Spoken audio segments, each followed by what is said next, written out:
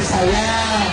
Mudah-mudahan juga besok bisa nonton di Trans TV live jam 2 acara 7 bulanan. Jadi mudah-mudahan lancar.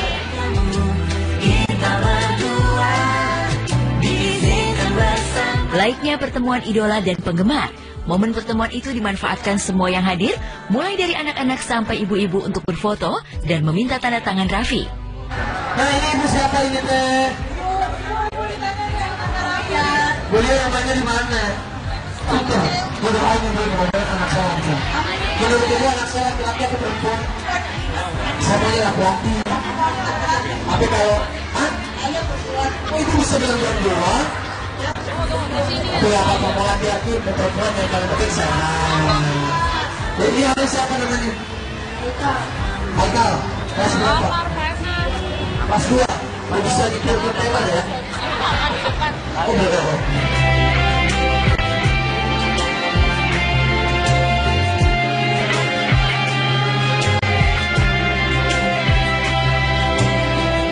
Acara 7 bulanan yang digelar siang ini di kediaman orang tua Gigi di Tebet, Jakarta Selatan digelar dengan tatanan yang rapi. Berbagai rangkaian acara dan ritual seperti siraman, jualan rujak, dan pemecahan kelapa sudah dipersiapkan dengan matang.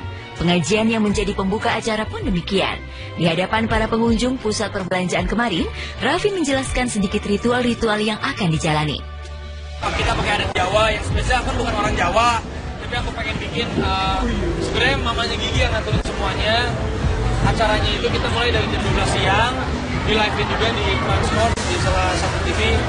Ya nggak terlalu mewah-mewah banget juga sih acaranya, maksudnya yang berlebihan seperti itu juga. Ya biasa dimulai dengan pengajian, setelah itu baru adat Jawanya.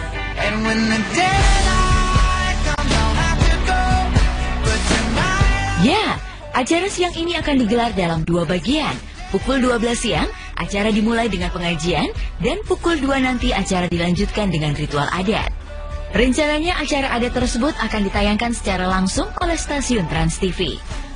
Pasti nanti haru biru lagi lah, karena dimana saat aku tuh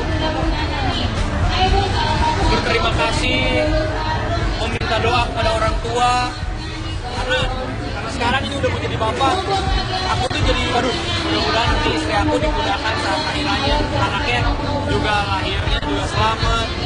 Itu dari adat aja, dari biasa yang suka kita tahu bagaimana nanti mengadakan ritual 7 bulanan seperti apa. Kan suka ada, sudah disediakan bajunya, pakaiannya.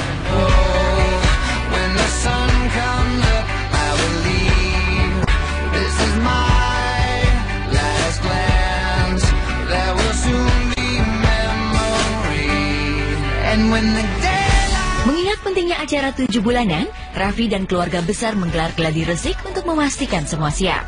Hal yang paling mendapat perhatian adalah busana dan pernak-pernik yang akan dikenakan Gigi. Kepada Mbak Nagita, dipandu oleh Mbak Ambar dan 1 asisten untuk berganti busana dengan 7 kali kain-kain yang semuanya itu mempunyai harapan, mempunyai makna tertentu baik untuk jabang bayi ataupun untuk kehidupan keluarga mereka. Dari yang pertama nanti bisa dilihat ketika beliau harus memakai ini maksudnya apa. Nah nanti seperti Pragawati ya Mbak Ambar ditanya sudah pantas atau belum gitu. Nah nanti jawaban dari tamu bagaimana.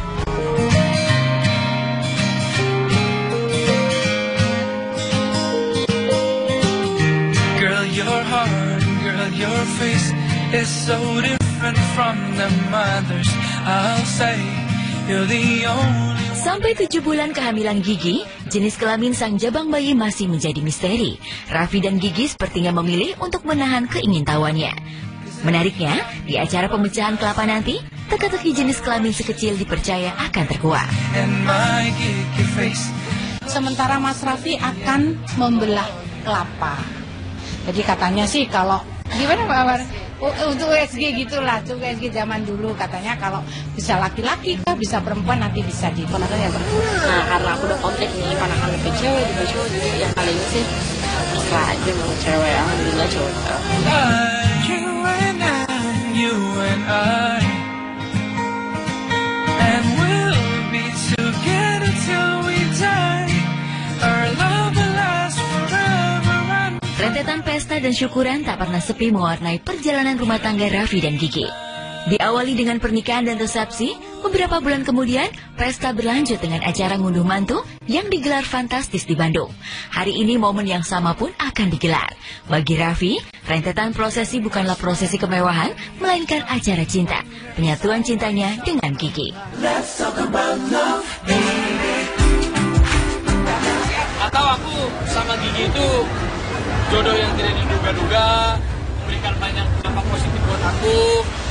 Terus juga nggak tahu dia bawa hoki aja buat aku. Sekarang aku jauh lebih baik dalam berbagai macam hal, dari pribadi aku, kerjaan, karir, keluarga, dan juga alhamdulillah aku dititipin sama Tuhan anak sebulan pernikahan aku langsung dikasih. Jadi bikin bahagia terus, aku sama istri aku bahagia dan bikin banyak, aku tuh mau ngelakuin banyak hal.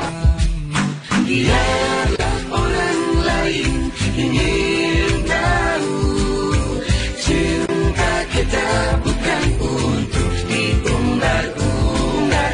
Biarlah semua rantai berisik mengganggu ketenangan. Seperti apa kisahnya, langsung kita lihat ya, ini dia. Ya Allah, ya Rabb, saya yang saat ini memimpin doa, yang tangan saya pernah berkorban.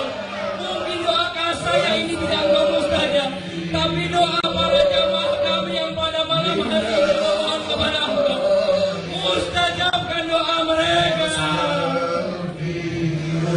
Ya Allah, ya Rahman, ya Allah, ya Rahim. Itulah doa yang selalu dipanjatkan Guntur Bumi setiap kali berdoa di hadapan para jamaah. Dengan air mata berderai, ia menyadari bahwa dirinya tak pantas mengaturkan doa-doa para jamaah. Tapi itu harus ia lakukan karena satu tujuan, yakni kebaikan bagi semua. Pengalaman masa lalu Guntur Bumi memang tidaklah indah. Selama beberapa bulan ia mendekam di balik jeruji tahanan dan pengalaman itu membuatnya terpuruk. Seringkali ia merasa tak pantas untuk berdoa di hadapan ratusan orang karena terbayang masa lalu yang kelam. Hanya karena dorongan orang-orang yang selalu mendukunglah yang membuatnya tegar. Ya pokoknya sih malu sih, masih malu. Saya itu masih apa ya, nggak pede ya. Cuman ya subhanallah lah, saya bersyukur punya ayah, beta yang di Jember selalu juga support, Mas Charlie, Mbak Regina, istri saya, Puput, sama anak saya. Ya Allah, ya Rahman, ya Allah, ya Rahman. Ya, karena dukungan orang-orang terdekatnya lah yang membuat Guntur Bumi kembali bangkit. Kadang saya terharu sendiri, Allah. Kadang tuh nyesek mau ngelanjutin tuh juga kadang mau maju. Cuman kalau nggak membagi ilmu, pengalaman kan malah tambah dosa ya. Ya saya harus bagiin, walaupun itu sakitnya di sini gitu. Yang ngomong tuh mantan napi gitu. Kalau memang didengarkan alhamdulillah, kagak ya memang nggak minta didengerin kan itu. Cuman ya membagi pengalaman, mudah-mudahan didengarkan, mereka berhati-hati. Saya selalu menekankan kepada anak-anak saya, di dalam kehidupan ini tidak ada satupun keburukan kalau kita mau berpikir secara positif. Mungkin hanya orang lain saja yang bersangka-sangka. Boleh juga UGB kemarin dianggap jatuh, lalai, terpuruk, atau apapun lah namanya. Tapi bagi saya, kepada UGB, itu adalah pengalaman yang paling indah bagi kamu dari Allah. Dan itu kamu jadikan pembicaraan kepada orang lain, yang dibicarakan dari dirinya sendiri kepada orang lain, supaya orang lain mengambil pelajaran. Aku sih mensupport apapun itu ketika memang itu memberi sebuah kebaikan gitu ya, dalam artian berceramah bukan sebenarnya sih bukan untuk orang lain, tapi ketika kita melakukan suatu tausiah itu sebenarnya lebih ke diri kita sendiri gitu. Saling memberikan ilmu, saling mentafakuri diri juga, memuhasabah diri. Aku terjatuh, semua menghilang. Di saat ku terluka, kamu di mana? Meski tidak terkait dengan kasus yang pernah dihadapi, lagu Istana Bintang yang dibawakan Charlie sangat berpengaruh dalam usaha pertobatan Guntur Bumi. Syair demi syair lagu yang mengena membuatnya sadar bahwa hidup memang harus berubah agar sampai di Istana Bintang, Istana Bahagia. Cuman ya kebetulan saja ceritanya begitu nempel dengan batin gitu. Dan kebetulan aku bercerita ini bukan hanya untuk orang, tapi untuk diri aku sendiri. Jadi biarin aja orang tertawa, mau mencaci, mau menghina, mau apapun itu. Tapi spiritnya tetap kita harus bisa menggapai Istana Bintang. Istana Bintang itu adalah suatu harapan dan impian. Ya sedih. Kadang kita lemah. Cuman kan hanya punya Allah yang bisa menguatkan kita. Spirit istri dan anak, guru, ayah om, sahabat saya, Charlie Van Houten, Mas Charlie Van Houten. Ya, namanya manusia ya, pasti kan ada saat ketika lagi down, ada saat ketika lagi dalam merasa bahwa sedang berada dalam keterpurukan. Itu pasti ada manusia ketika ada lagi di atas, juga ada ketika lagi di bawah juga merasakan, karena dunia itu kan berputar, roda hidup juga berputar. Dunia pasti berputar, pada saatnya semua harus berubah. Tidak sedikit cibiran diterima Guntur Bumi setelah bebas dari tahanan. Ketika sedang mengadakan tausiah, cibiran yang sama pun kerap terlontar. Hanya karena kesadaran untuk memulai yang baiklah yang membuatnya kuat. Syukuri ya diomongin orang baik, alhamdulillah. Diomongin orang tidak baik, alhamdulillah. Sudah titik saya di situ. Toh tahu-tahu besok meninggal kan, dosanya sudah banyak yang dirontokin sama orang. Ya gitu aja. Karena kita nggak bisa mensupport apa-apa selain mendoakan yang terbaik untuk suami.